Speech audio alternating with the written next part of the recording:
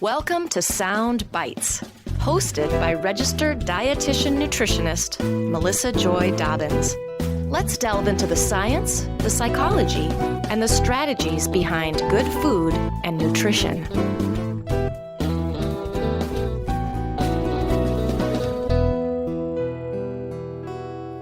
Hello, thank you so much for tuning into my Sound Bites podcast. I haven't done a personal intro in quite a while, so I wanted to say a quick hello. Whether you are a new listener or you've been with me from the very start over 6 years ago, welcome to the show. I'll be conducting my annual listener survey before the end of the year, so be on the lookout for that. I always get so much great feedback from you, and it really helps me plan my show for the coming year. And as always, one lucky listener will get an Amazon gift card for filling out the survey. Now, today's episode is not sponsored, but I've had several sponsored episodes lately, so I wanted to take a really quick moment to explain a little bit about my sponsorship process. First of all, I thoroughly vet any potential sponsor, and I only work with sponsors who align with my brand and my values. Secondly, I only work with credible, credentialed guests and cover topics grounded in sound science. Thirdly, I won't do a sponsored show that I wouldn't do if it weren't sponsored. And finally, I always disclose according to FTC guidelines, of course. Having some sponsored episodes helps me cover some of my production costs for the show, which makes it that much more possible for me to continue bringing cutting-edge topics and exceptional guests to you on a regular basis. So thanks again for tuning in. I really hope you enjoy today's episode. Hello, and welcome back to the Sound Bites podcast. Today's episode is about weight loss and the body's biological imperative to regain weight. My guest today is Dr. Nick Fuller. He is a globally recognized obesity expert from the University of Sydney and Royal Prince Alfred Hospital. He has degrees in exercise physiology, nutrition, and dietetics, and a doctorate in obesity and weight management.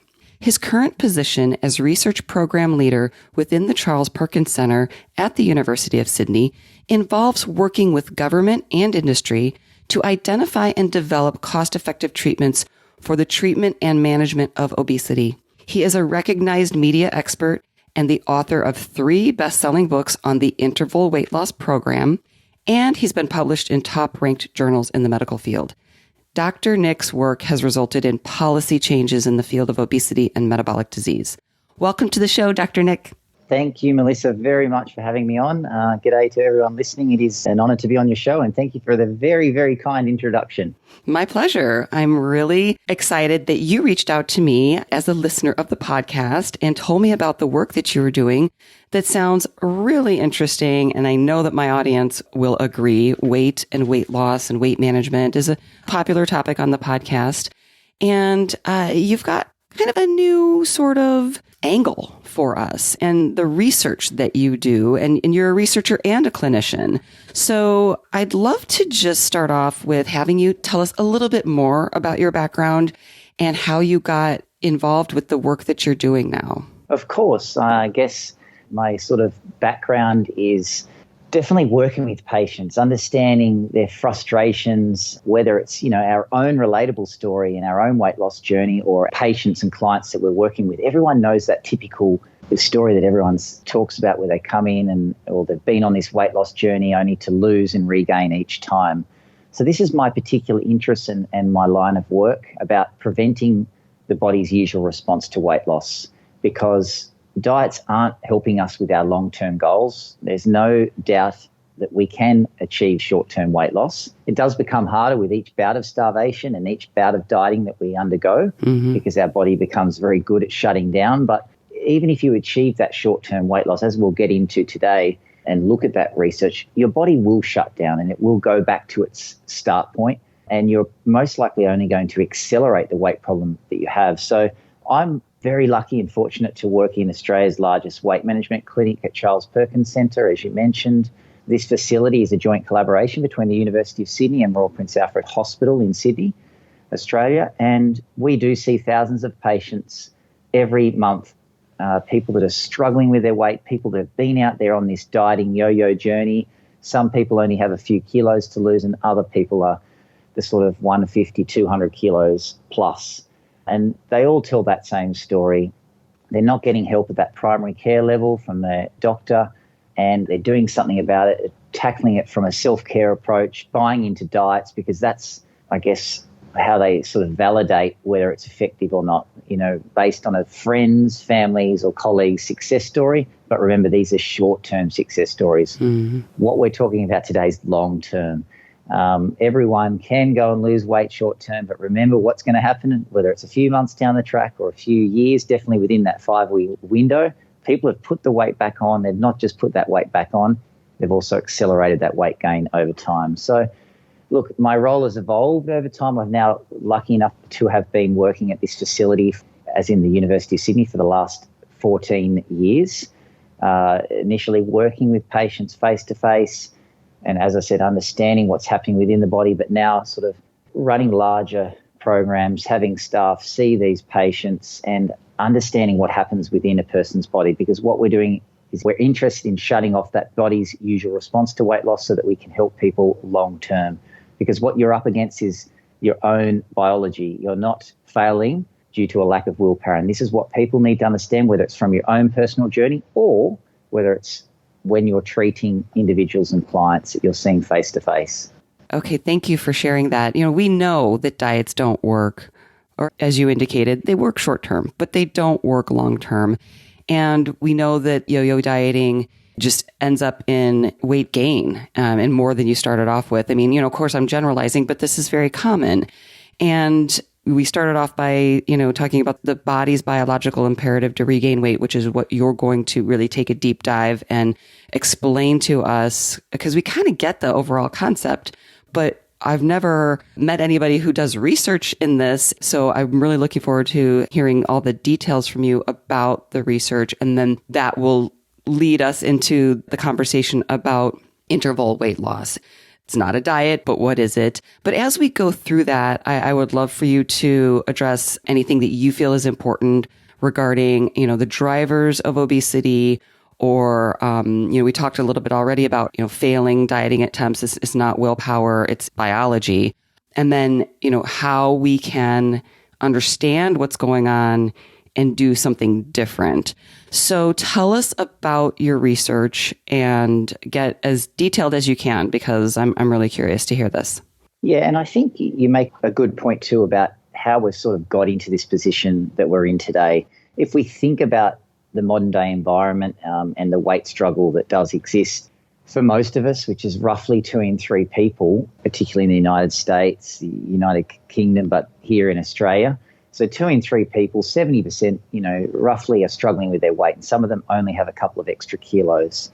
Now, the modern day environment makes it very hard to manage your weight. You've got all of those feel-good foods on every corner of every block that you walk, when you're walking down that street. Those foods make us feel good, and they light up those feel-good chemicals in the brain. Dopamine's released, which is that learning chemical telling you to go back for more. So we keep putting more and more of those processed, high calorie dense, nutrient poor foods into our diet. We're also getting very poor or low levels of activity. We're driving everywhere A to B. We're using technology for everything. And then we're consequently getting poor sleep. So, you've got this environment that makes it hard. So what happens is when you look at population-based studies, we tend to see this 0.5 to 1 kilo increase in our weight each year. Mm-hmm. Now, what do? We have a look at ourselves in the mirror and we say it's time to do something about it. Women are much better at this than men. They're out there actively trying to do something about their weight. Us men tend to wait for something serious to happen before we go into that sort of yo-yo or dieting cycle. But we react to our weight problem through dieting. And as I mentioned, we buy into diets that were validated by our friends, families, or colleagues' success. And that's usually quick, short-term, instant gratification that you get on the scales. Yes, you've achieved that weight, but as we'll get into, you'll put it back on. But the other really worrying thing is that a lot of these diets are resulting in poor outcomes long-term for our health because they're telling us to take out certain foods like the whole grain carbohydrates, the dairy products that we know are good for our health and that we need to be including on a day-to-day basis to prevent the lifestyle diseases creeping in, like the heart disease, type 2 diabetes, et cetera, et cetera. So this is sort of the picture of the environment. It's hard to manage your weight, but what do? We let our waistline go. We don't put health at the top of the priority list. We then react. We react through dieting. And what we're doing is we're reacting through dieting up to 5 times every year.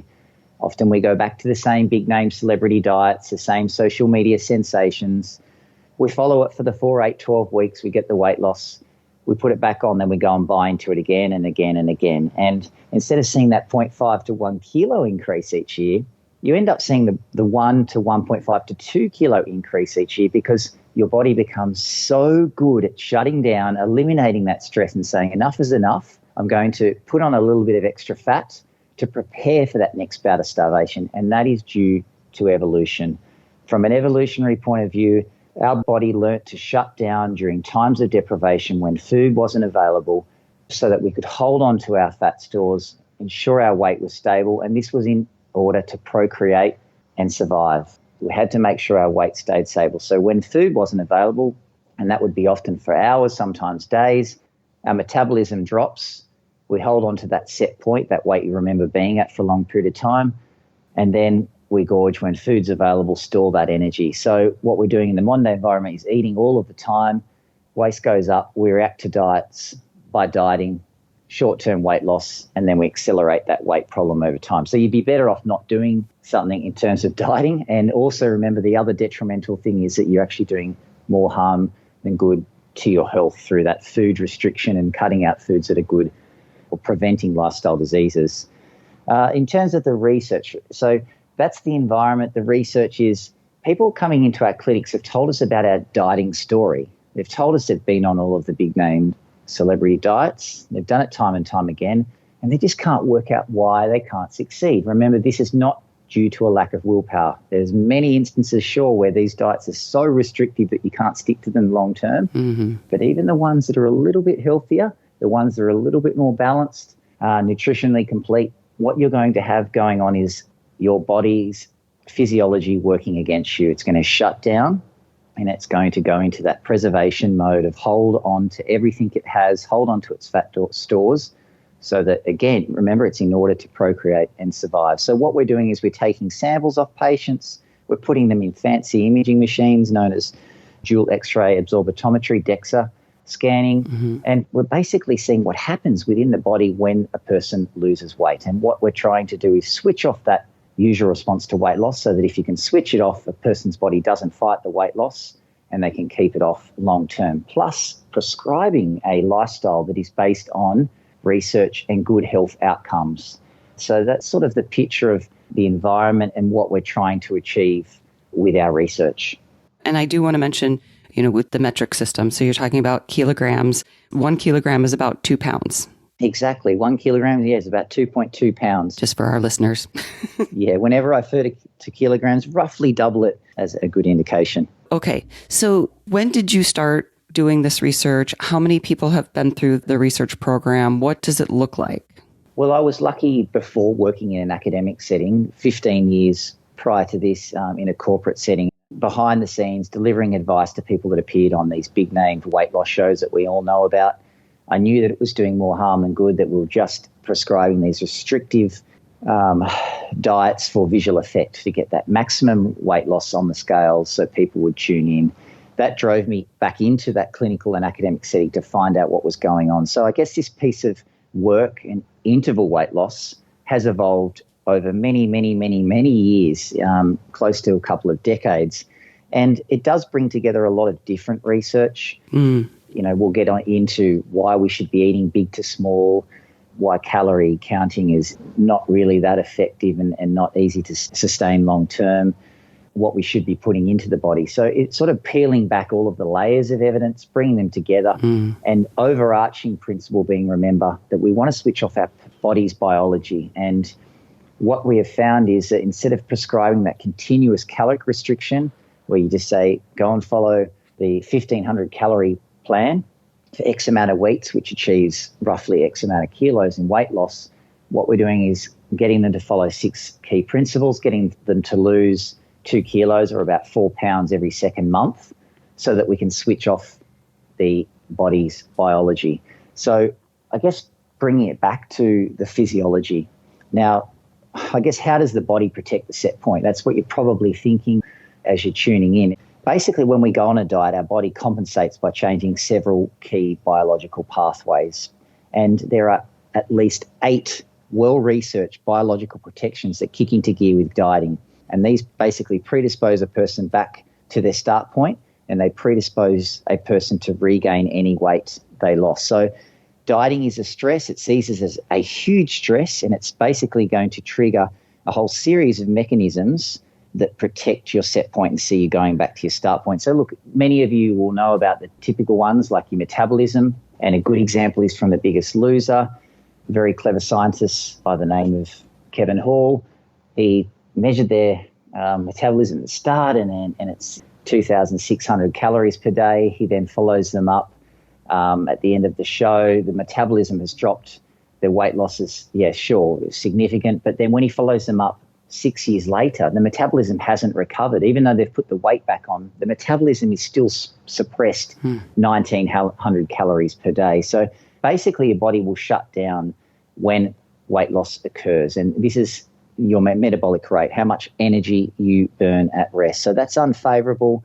Remember, it's seeing it as a stress. It's going into this fight or flight response. It's shutting down. But you've also got other things like your appetite hormones, your thyroid gland, your adrenal gland, which starts pumping out more cortisones, your brain function changes. Remember, there's 8 well-researched biological protections that do kick into gear, and this is what people need to understand. This is the very reason why we are failing long-term on our weight loss journey. Yes, sure, there are some diets that are unsustainable because they're too restrictive, but remember, even the ones that are more balanced, easier to sustain, this is what's going on within a person's body. And this is what you need to be able to educate your patients on, because if they can understand why they've been failing, and you give some very good, examples like the metabolism and the appetite hormones, they're going to relate to that, and they're more likely to be able to listen to your advice, and you get better long-term results. Mm-hmm, right. When they understand at least some of the science behind it, they hear that it's not about willpower, but are they really taking that in? Are they saying, yeah, well, but I'm not trying hard enough, or I'm not doing enough? But when they hear some of the science about these, maybe we don't get so deep into the science about these 8 different protective mechanisms, but to explain some of it, like you said, with the hormones and the set point and the metabolism and things like that, that can really help them, like you said, listen and be open to hearing, okay, how are we going to do something different? Which leads me to my next question for you then is, you started talking about this every second month or every other month. So explain, how did you figure out this solution, and explain what it is? And then I want to get into the 6 principles. Sure. So I guess remembering that we've got these myriad of mechanisms kicking into gear to protect our set point, that weight you remember being at for a long period of time in your adult years, the weight you keep rebounding back to. So you've got your metabolism lowering, you've got your energy source, the amount or the type of energy source at rest is changing from fat to carbohydrate, your appetite hormones are changing. You get this increase in ghrelin levels when you start dieting, telling you to eat more. Again, it's a protection mechanism kicking into gear. You've also got your body shutting down. Your heart rate and your breathing rate will decrease as the parasympathetic nervous system takes control. The thyroid gland, the gatekeeper to your metabolism, well, that's also becoming sluggish. It means that less hormones, thyroxine, are being pumped out. So your metabolism slows down, your adrenal glands are pumping out more cortisol, all of these different things. So what we want to do is turn this off. Now, we have found that when you get a person to lose weight in blocks, so 4 weeks on, 4 weeks off, 4 weeks on, 4 weeks off, you actually turn off all of these physiological responses. So what it looks like is a person goes on a weight loss journey, they lose about 2 kilos, 4 pounds over the course of a month.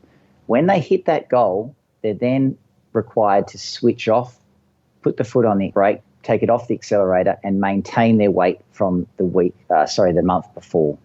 Then they're going on to lose another 4 pounds, 2 kilos, and then they maintain. So it looks like this stepped down approach, down, across, down, across. It's never picture perfect, but it's roughly the 4 kilos down, maintain the weight from the month before, 4 pounds down, maintain the weight from the month before, et cetera, et cetera. And when you follow this with randomized controlled trials, you will see, if you're thinking about the 2 kilo, remember, every second month, you will see about that 12 kilo weight loss over the course of 12 months.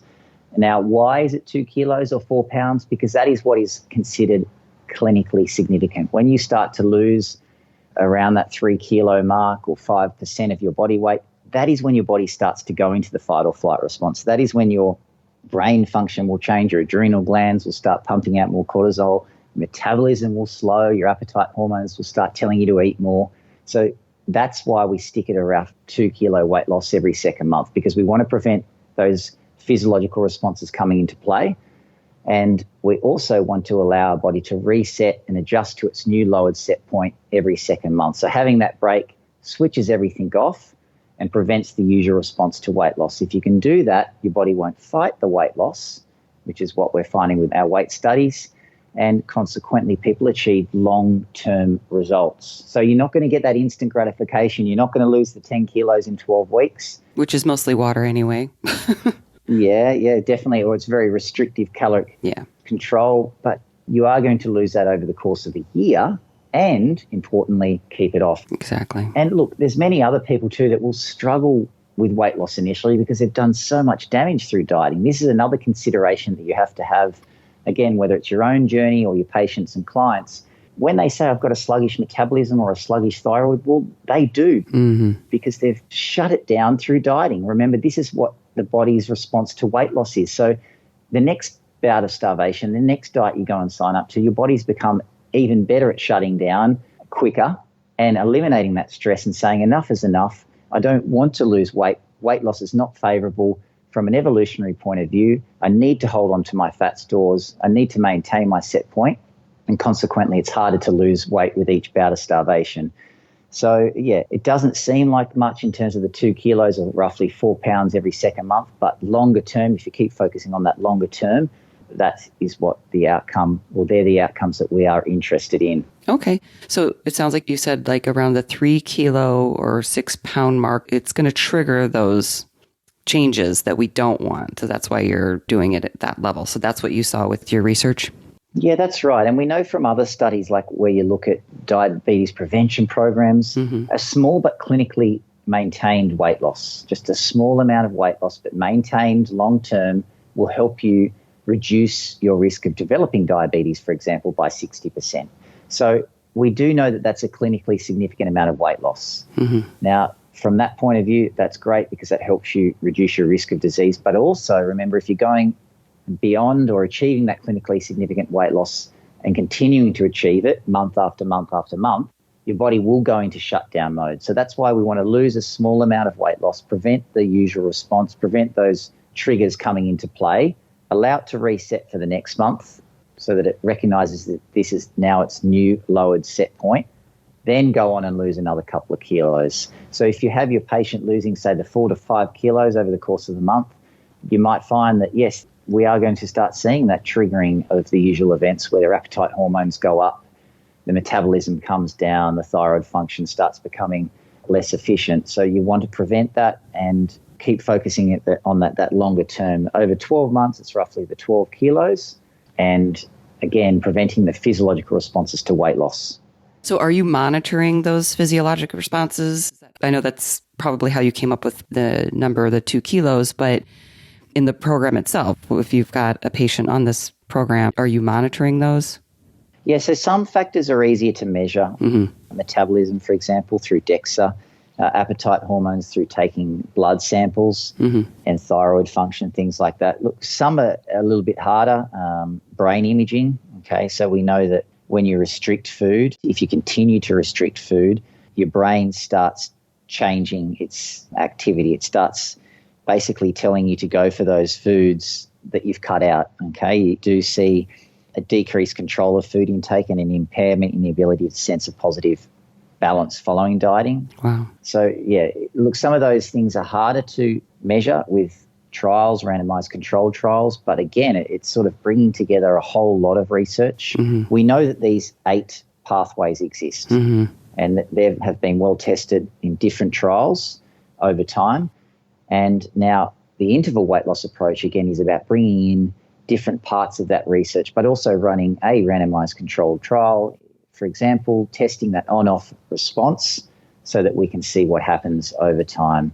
And yes, we know that when we do this, we are switching off the body's physiology. So consequently, we're going to be getting better longer-term results. Yes, and this clinically significant weight loss that does have all these improved outcomes with blood pressure, blood sugars, cholesterol, all of those important health markers. Sometimes patients aren't as excited about that small number of weight loss, but then when they see these benefits, it really helps reassure them and motivate them that it does matter. You don't have to lose huge amounts of weight to see these improvements, which is really exciting from a clinical standpoint.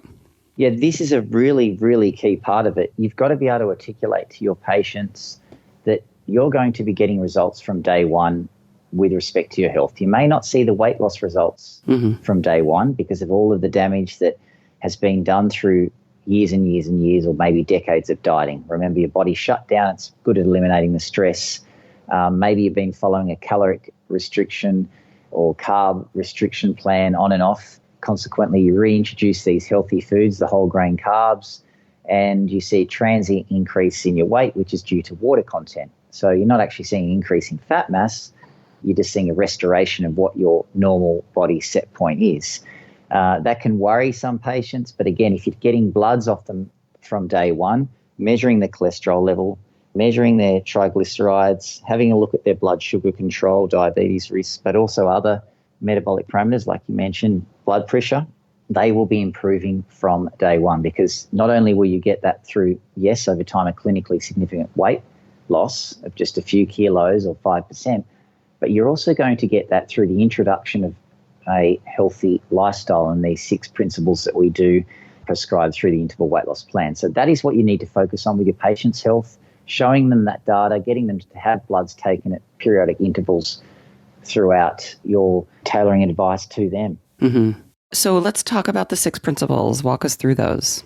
If we think about diet plans, most of them prescribe these sort of neat, cute, neatly packaged programs that tell you how many calories to eat and how many calories to burn through strict militant exercise programs. So, you've got this disparity, of course, or significant difference between energy in versus energy out. Of course, you're going to see that weight loss for that period of time. Now, what we're doing is saying, well, actually, it's much easier than that. We're again bringing different bits of research together and explaining what you should be doing for a healthy lifestyle. So in terms of food, remember the environment makes it very hard for us. Food addiction plays a huge role. It's very hard to say no to our favourite foods. So a part of the program is, or one of the principles is reach for nature first. We know that from an evolutionary point of view, we used to seek out these foods that naturally contain sugars and contain naturally occurring fats, because they also release those feel-good chemicals in the brain. They also make us feel good, but it just happens to be that in the modern-day environment, we get that feel-good response from the processed and packaged foods.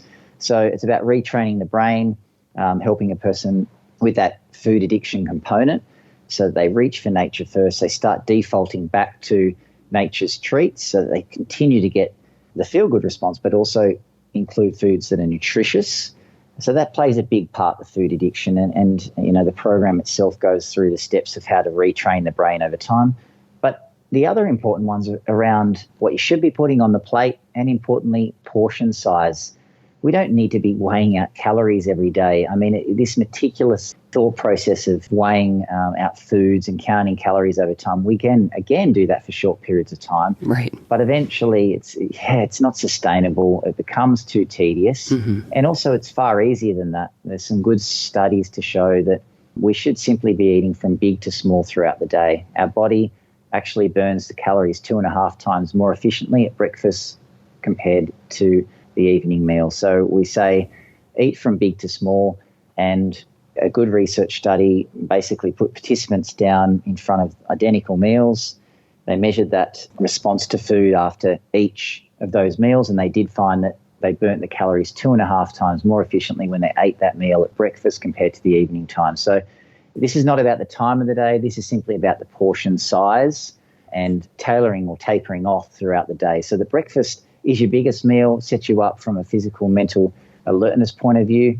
And then dinner is the most important from a social and cultural perspective, but the least important from a portion size perspective. So it should be your smallest meal. And at the moment, we sort of have it the opposite. We have it the opposite. Yeah. I mean, we run out the door, we grab that coffee, and then food intakes tends to increase throughout the day, and dinner is the biggest meal.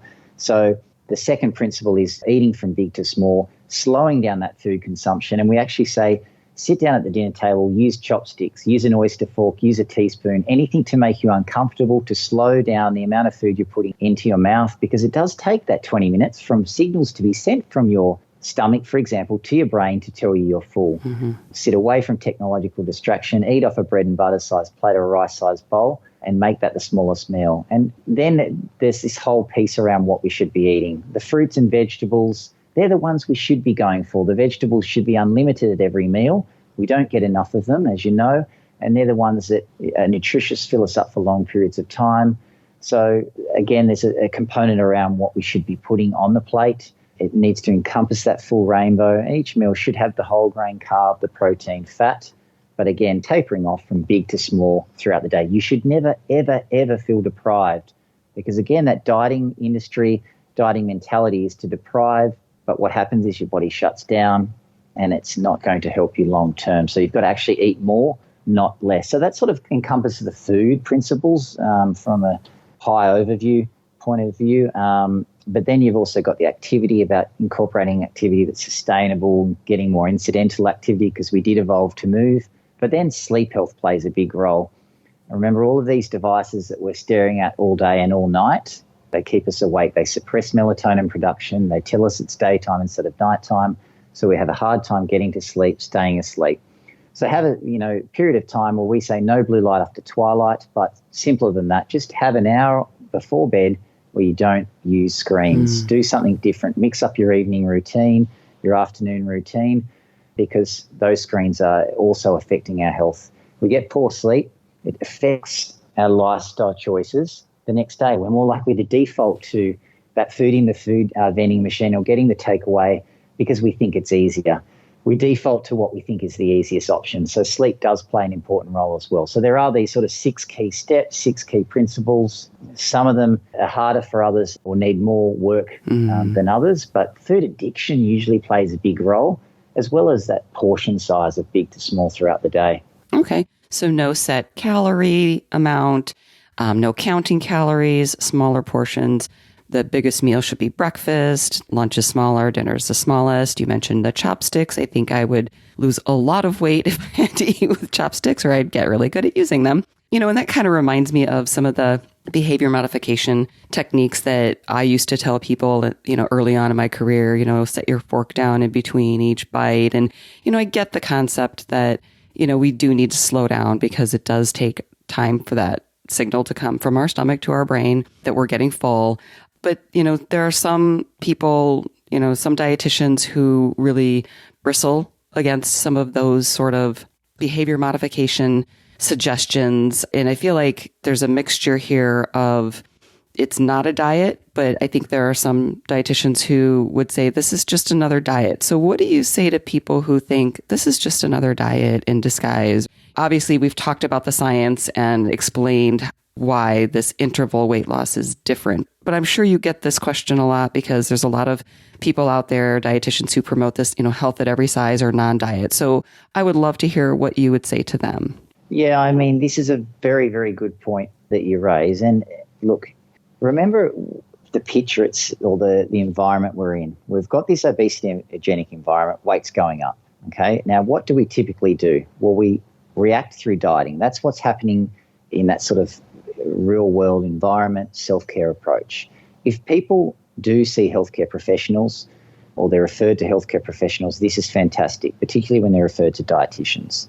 But remember, even when you're working with your patients, regardless of that approach, remember your body or your patient's body is going to go into shutdown mode.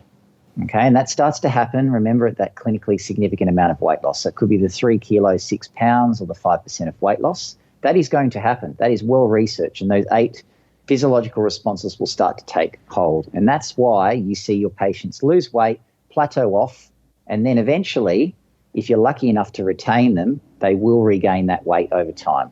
Now, if you can continue to see them, probably going to delay the inevitable.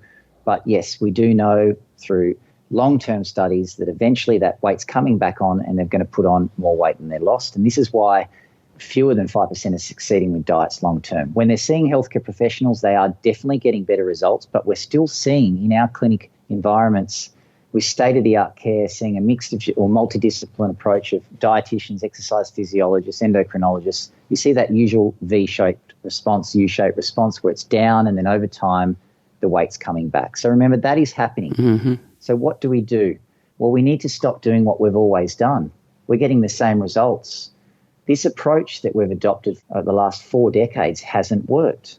This is when we've seen this exponential increase in our weight, and dieting has a lot to blame for that. Mm-hmm. Okay, so remember, that's what's happening. So what do? Well, we need to be able to switch off that body's usual response. Now, we do know that when you get a person to lose weight in these intervals, 4 weeks on, 4 weeks off, also it can be 2 weeks on, 2 weeks off, but interval weight loss, that program itself is 2 kilos on and off every second month. We do know that the physiology is not coming into play. Okay, so that is really what you want to be able to achieve with your patients. You may not adopt all of the 6 principles of interval weight loss. You may use different behavioural techniques that you work with. But remember, most importantly, if you don't address this evolutionary problem, you're not going to achieve long-term results. That is the real key focal point of our research and this program. Biology is blocking your patients or your own success long term, and that's what we've really got to be able to talk about, and this is why this discussion today is so important. So I guess I encourage these healthcare professionals firstly to read up on the science. I talk about it in extensive detail in books that I've published on it, particularly the latest one for women. But then once you understand that science, once you understand these physiological responses that take place, it's good to be able to pull out a couple of examples and be able to articulate that to your patient. So I gave a good one about the metabolism, but remember, it's a really good one, the biggest loser. Before the show, their metabolism is 2,600 calories. They lose weight, significant amount of weight. The metabolism drops to 2,000 calories. But then they're followed up 6 years down the track. Most of them have put on the weight plus a lot more extra, but their metabolism has further slowed to 1,900 calories per day. So that patient is doomed for failure the minute they start that dieting journey. And it's not just these people that are obesity class 3 range. This is also people that are only losing or have a couple of kilos to lose. It applies to everyone. These physiological responses take place regardless of your shape and size and starting weight. So I guess that what I'm getting to is that, look, this is happening within the body. We've got to stop adopting the same approaches we've always adopted because it's not working. And then we've bundled it up into these 6 key points just for a person to be able to digest that information in an easy format that is sustainable long term. That is what it's all about. It's about helping a person form habits that last a lifetime. And secondly, switching off their biology so that their physiology is not coming into play and they don't regain the weight they lost. Mm-hmm. Does your program have, or your books also, and we're going to talk about your books before we wrap up, is there a component of this about, like body acceptance and, size acceptance? Because, I know that, when you're talking about food addiction and yo-yo dieting, many of these patients have a really hard time just accepting themselves and their bodies. Yes, exactly. And this is why, again, weight is not or should not be the primary focus. Health is so much more important. And we do know that just by encompassing these healthy habits, these principles, it achieves health outcomes. It helps a person lower their cholesterol, improve their blood pressure, reduce their risk of diabetes. So that should always be the primary focus. And yes, that's why a lot of detail does go into that health at every size, because, sometimes we just need to lose a small but significant amount of weight loss to achieve that outcome. And in many instances, weight loss may not even be necessary, okay? But again, if you can get them to encompass those healthy habits that will last a lifetime, you're going to see that improvement in health. and that reduction in risk of developing lifestyle diseases like the cardiovascular diseases, the diabetes, the non-alcoholic fatty liver disease, which is the most important. So I think the focus has to be on, sure, if you can help them achieve a clinically and significant amount of weight loss, which might be just a few kilos, that's fantastic. But most importantly, it has to be on health. And if you're getting them to follow the principles of a healthy lifestyle, you're going to help them form those habits over time, which will last and, importantly, improve their health and reduce their risk of developing diseases. Thank you. I have a quick question about the maintenance part. You said, it could be 2 weeks on, 2 weeks off, 4 weeks on, 4 weeks off. If they're losing weight and they reach that point where they have to shift to weight maintenance, I mean, I get the concept, but how exactly does somebody do that? They just eat a little bit more? How do you instruct them to try to maintain? Well, this is the hardest thing for our patients. Okay, and we don't sugarcoat it, and we tell them the weight loss trajectory is not picture perfect. It's never that perfect 4 pound or 2 kilo down and then exact maintenance across, down, etc. It is a bit of a squiggly line, but over time they do get better at listening to their body and seeing how it reacts to the changes they're making. And that's why we only get them to weigh themselves once a week, same time, same day, just to monitor that change over time. Because, as you know, those day-to-day variations don't mean anything. Oh, yeah. And that's another part of the education, saying that is just a change in, the water intake in your body. It's not reflective of true weight gain or fat loss. So, getting them to set up a weight recording over time, same day, hopefully just working towards that once a week, and explaining that it's going to be very hard in terms of the maintenance. Because why? We get so excited by the number on the scales. We want to see it continue to go down. Now, that's what our patients want to do. They want to continue with weight loss, but again, that education must come into play around the body's usual response. So if they continue to lose weight, they will continue to get those results they've always got, where they will see weight loss followed by weight regain. Now, in terms of how they achieve it, remember you've got these 6 key principles. A part of that food, I guess, or the food principles is we're retraining our brain back to nature's treats, but we're not telling people to cut out any foods. We're not telling them to cut out their favourite takeaways or dining out meals. We're getting them to reduce them over time and try and work towards 1 a week during the weight loss month. But then during the weight maintenance month, it might be a time where they say, okay, I actually need a bit more, leniency in terms of the amount that I have. So we say, well, you can go out and have the 2 takeaway dining out meals. You can have the 2 treat meals per week. So what that means is usually the caloric intake does go up during that month, which helps them achieve the weight maintenance. But we also say, which is a key part of it, during the weight loss months, we get them to mix up their exercise, to think of themselves as an athlete, to change the intensities, the varieties of exercise, to go to new places, new environments, to mix up what they're currently doing, because that introduces a good stress to help them again lose weight. Then during the maintenance months, we say it's a time for your body to rest. You continue with exercise because we evolved to move, but you switch off the intensity. You just focus on the low intensity daily exercise.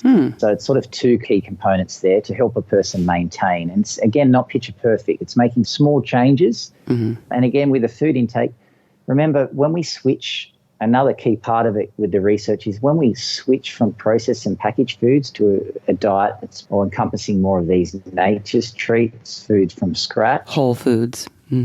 We see an incidental decrease in calories by fat.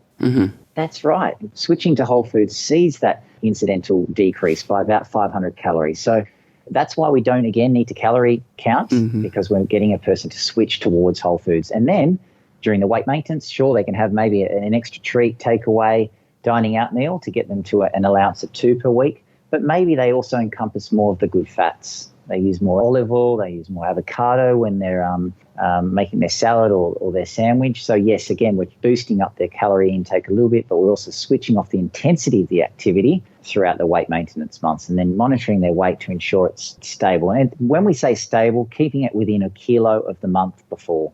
Okay, thank you. What are your thoughts on intermittent fasting? I mean, there's several different methods, but with regard to the research that you've seen, is any of that influencing or applicable to the interval weight loss? This is a very topical point of conversation, not just with many of our patients, but obviously in the community, it's like that buzzword at the moment, isn't it? Like we're talking about 5-2, the 16-8, the 24-hour fast. There's all different approaches and derivatives of intermittent fasting. Again, it's sort of become popular through big name celebrities. Now, from a health point of view, it is great. And you think about it from an evolutionary point of view, we used to go long periods of time without food. So that makes perfect sense. But the reason we're buying into intermittent fasting or following these intermittent fasting diets is for weight loss, because most of us are struggling with our weight. We see it as the next or the new and the biggest thing that is that magic pill and the magic cure that we're looking for. But when you look at the research and you look at the randomized controlled trials, it is not achieving any better results than any other caloric restriction or traditional diet. You're seeing the weight loss followed by the weight regain. It is just a fancy spin on cutting calories from the diet. Your body will go into shutdown mode. These 8 well-researched physiological protections responses will kick into gear and a person will regain the weight they lost. This is well-researched. It's no better than any other approach for weight loss long-term. From a health point of view, yes, great. But remember, we're not following it for health reasons. Most of us are following it for weight results because that's what we're struggling with. So interval weight loss, don't confuse it with intermittent fasting. It has nothing to do with that. Okay. Interval weight loss is about losing weight, remember, in intervals every second month and encompassing those principles so the person can follow a plan that's sustainable, hopefully easy to digest, and help them form habits that last a lifetime. But yeah, you're right. Like intermittent fasting is always going to come up with our patients, your clients, because that's what they're on at the moment. That's what they're following. But, you know, look at the literature. It's pretty convincing now that, yes, people are following these diets and, yes, they're achieving weight loss. That's not debatable, but they're putting it back on over time. Right. And it's not achieving any better results than any other traditional diet or what we've been doing for the last 4 decades. Right. So when you say that intermittent fasting is good from a health standpoint, can you clarify that? Yeah, from a health point of view, if, for instance, you're in a healthy body weight range and, you know, there's many people that still have, you know, slightly elevated cholesterol levels or high blood pressure, that will potentially improve their health. Okay, they'll see better health outcomes with intermittent fasting. But also from the longevity piece, this is what I guess is also of great interest to many people. It can help us potentially with that outcome and achieve better health long term. But that's, again, when you're looking at this sort of healthy population group, because when you look at the overweight and population group with obesity, what they're getting is that weight loss, improved health outcomes short term, but then they're seeing a potential worsening long term, because not only do they put that weight back on, remember, they're putting on a little bit of extra because of that body shutting down. So I think it really is something that you should look at in terms of, look, it's not actually achieving any better outcomes. You're going to see a person's body shut down and unfortunately they're going to put on the weight that they have regained. Thank you for clarifying that. I know you have some success stories on your website, and I want you to tell us what people can find in your 3 books. And I'm curious about how the one for women is a little different, and then we'll hear how people can get more information and follow you. Yeah, of course. I mean, in terms of success story, of course, this is something that we have many of, but remember, we're scientists, researchers, and that is my line of work, working at an academic and clinical setting, understanding what happens within a person's body. So the gold standard research is randomized controlled trials, and that's what we're interested in and what we're doing on a day-to-day basis. This program is bringing together research from different aspects. You know, we're looking at the evolutionary on-off, but we're also looking at the big to small meals. We're looking about what we should be putting on our plate. We're looking at the sleep health and the brain health. So that's the biggest take-home message. And then, sure, there's success stories. And I guess the most common one that we have is that people have been out there on a dieting journey and they relate to this. They have tried everything. They've given up. They keep thinking they're failing due to a lack of willpower. They just didn't stick to it for long enough. But even in the instances where they have stuck to it, obviously they're seeing that regain. Now, this is very relatable to so many people because they're out there on that self-care approach. So when they hear about IWL, they then digest that information, digest the science. It's very relatable to them, which is good because they're at a different stage of change. Okay, they're not willing to go back and try everything that they've done because they know that hasn't succeeded for them. The hardest thing for them to get their head around is these breaks because, again, we get excited by the number on the scales. We want to continue with weight loss. So a big education point for people following the online version, because it is now available as an online program, is that you have to switch off. You're in your second month now. You've got to maintain that weight from the weight before. And for those that don't lose weight from the get-go, again, explaining why their body has shut down from this decade of dieting or decades of dieting, and explaining that their health's improving from day one so that they can reflect on that improvement in cholesterol or reduction in risk factors for cardiovascular disease and type 2 diabetes, for example. And then, look, if a person does follow that program and they have that 10-kilo weight loss, some of our cases obviously lose it over the year. Some take a couple of years to lose it. But from a randomized controlled trial, we do have data showing that you do lose 11 kilos in a clinical environment over that course of the year. But look, most importantly, remember our stories are then saying, okay, well, look, I achieved that weight loss, but now I've been able to maintain it. Right. So interval weight loss has been in that public domain now since 2017, since the release of the first book. There's been a subsequent release of 2 other books. They jump into different detail, some more of the theory, some more of the practical implementation. The latest book is the one that I always say everyone should start with, even though it's entitled For Women, because it does tackle these 8 well-researched biological protections in detail, and it also tackles the 6 principles in detail. The only difference in terms of the For Women is it also tackles a lot of those life events that women go through that us men don't have to worry about. And I'm talking about the weight struggle that comes with pregnancy and menopause. Mm-hmm. So that's sort of, where the program sits. Our data will continue to evolve over time.